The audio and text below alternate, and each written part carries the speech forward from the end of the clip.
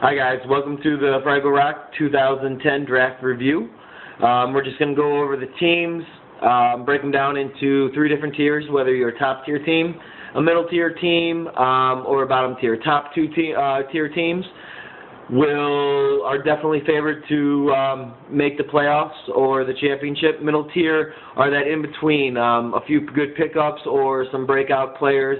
They're definitely in and can definitely challenge for the belt.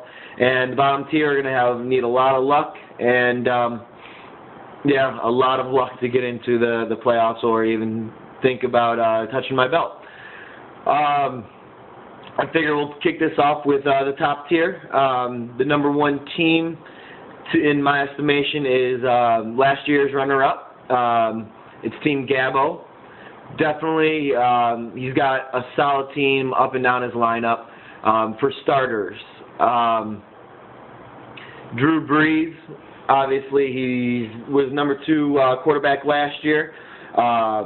There's no reason to doubt that he's not going to be number 1, 2, or 3 this year, depending on if Aaron Rodgers continues, and you always have Peyton Manning. Chris Johnson, number 1 back last year, as everybody knows, he had his giant breakout year with the plus 2,000 yards and double-digit touchdowns. Especially with his hands, he's a threat out the backfield as well. The only negative side to that is you can't really count on his 340-plus points again this year. Do I think he's going to be a top 5 back? Yes. Do I think he's going to be heads and shoulders above everybody else like he was last year? I don't see it happening. I could be wrong. It's happened before. But we'll see. I mean, last year also Tennessee was completely out of the race, and they really focused on just pretty much getting him the record, especially the last 4 weeks of the year. Maurice Jones-Drew, a lot of been swirling around about his injury concerns, and in a lot of leagues it's actually dropped him down a few slots. Not out of the top 5 in most leagues. Once in a while he gets drafted number 6.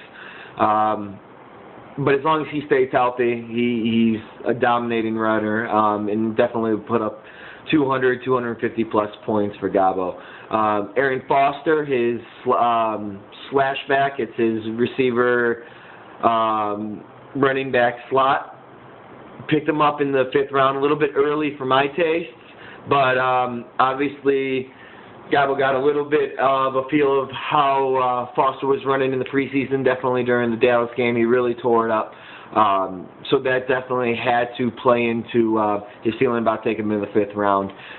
Give him a hard time, but the chances that Foster was going to be there, his next pick, was very unlikely, and actually it was impossible because I would have picked him up with my trade up with Get Some. Roddy White is definitely a solid receiver. He was able to get him back after dropping him off last year. Roddy White was 7th last year, top 10 receiver. I see him out of the top 15 this year, mainly because they're a running team. And last year Turner was hurt, and they turned the pass a little bit more. And Matty Ice, I just don't believe his hype. I see him falling out of top 15. I think he's still a solid number 2 receiver. I don't see him in that number 1 slot that Gabo has. Jabbar Gaffney, which is in his number 2 receiver slot. To have Gaffney in your starting lineup is obviously not the best thing to happen, but the strength of his whole lineup is definitely going to make up for that. You have Antonio Gates, who is perennial top 5 tight end, and he's almost like a receiver. In fact, he's going to get receiver points.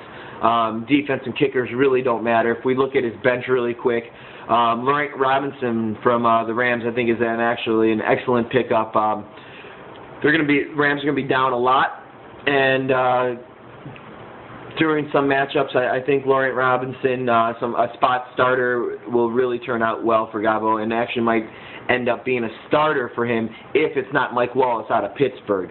We'll see how Mike Wallace does in Week 4 when Roethlisberger comes back, or actually Week 5 when Roethlisberger comes back. The second team in the top tier is last year's champion, Fraggle Wembley. He's got the same design as Gabo and his team. They're actually almost mirror images. I was looking at both rosters, and they're mirror images of each other. They have a top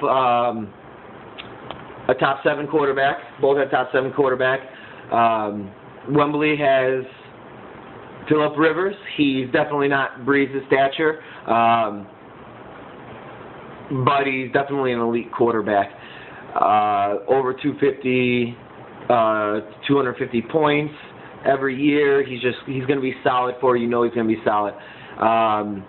Wembley's really hoping that Vincent Jackson does come back, and the contract negotiations do just finally finish, just because the deep threat with Vincent Jackson really help out Phillip Rivers' numbers.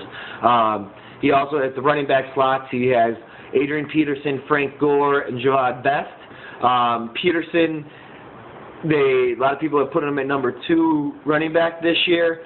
Every single year, Peterson is in the top 5. Every single year. He doesn't drop off. He's always there. He has the fumbling problems. Everybody knows it. But he's going to get you points. He's going to get you yards. And he's going to get you double digits every single week. Someone who actually I love. I actually love him even more this year with improvements on the offensive line and in the passing game. That's really going to open up another year in the system.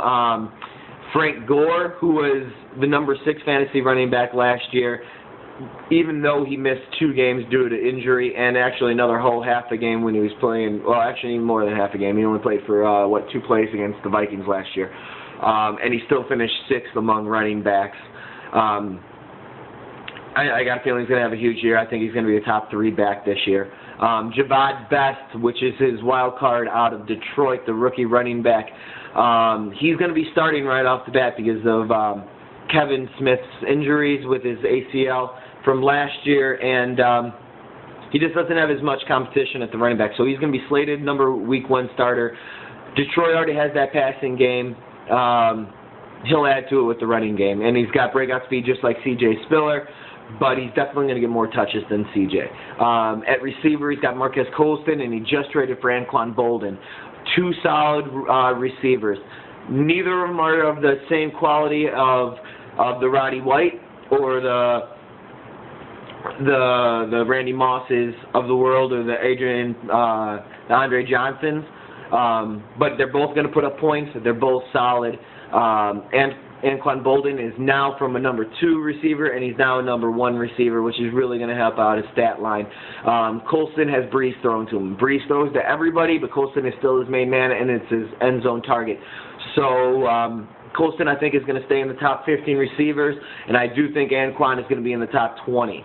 At tight end, he's got Vernon Davis, who was the number 1 tight end last year. I don't see him falling off too much. He might not be putting in his record year as last year, but he's definitely going to be in the top 3 with the Dallas Clark, Antonio Gates, and then VD. I mean, it's just going to be those 3. Viking kicker and defense don't matter. I like his bench.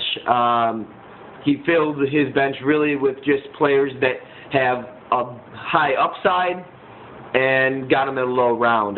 Des Bryant out of Dallas, he could end up being a starter or trade bait later on in the year, could turn out to something else. Terrell Owens I actually really like this year. I was surprised that Wembley was able to get him that late. Jacoby Jones out of Houston is going to be the number 2 receiver over Walter this year. I think that's going to be a really big play. He's got Ben Roethlisberger at quarterback. When he comes back, that could really help.